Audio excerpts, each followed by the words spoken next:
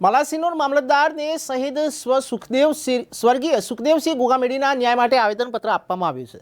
બાલાસિનોર ક્ષત્રિય સમાજ દ્વારા બાલાસિનોર મામલતદારને આવેદનપત્ર પાઠવવામાં આવ્યું છે।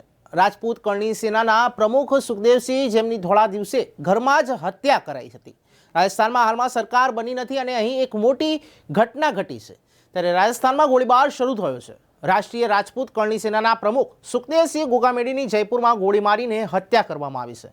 ઘરમાં ઘૂસીને સુખદેવસિંહને 4 ગોળી મારી હતી। તેઓ લાંબા સમયથી રાષ્ટ્રીય કરણી સેના સાથે જોડાયેલા હતા। બાલાસિનોર તાલુકા તેમજ મહીસાગર જિલ્લાના ક્ષત્રિય રાજપૂત સમાજના આગેવાનોએ બાલાસિનોર મામલતદારને આવેદનપત્ર આપ્યું છે। સુખદેવસિંહ ગુગામેડીના હત્યારાઓને ફાંસી આપવામાં આવે તેવી માંગ કરવામાં આવી છે, જેથી કરીને આવા બનાવો કોઈ પણ સમાજ સાથે ન બને તેવો દાખલો બેસાડવામાં આવે તેવી માંગ સાથે બાલાસિનોર મામલતદારને આવેદનપત્ર પાઠવ્યું છે।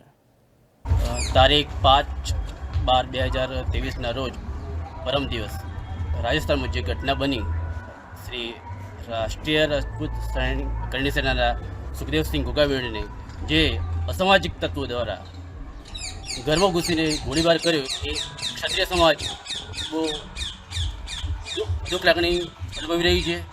અને એના અનુસંધાને આજે મહીસાગર જિલ્લા અને બાલાસિનોર તાલુકાના યુવા ક્ષત્રિય સેના અને ક્ષત્રિય સમાજના યુવાનો દ્વારા આવેદનપત્ર આપવામાં આવ્યું છે। જે ગુનાઓને અને સરકાર દ્વારા અને એમના જે મૃતદેહોને કડકમાં કડક સજા થાય એના અનુસંધાને આવેદનપત્ર આપવામાં આવ્યું છે અને હત્યારોને જાહેરમાં સજા આપે એવી અમારી માગણી છે।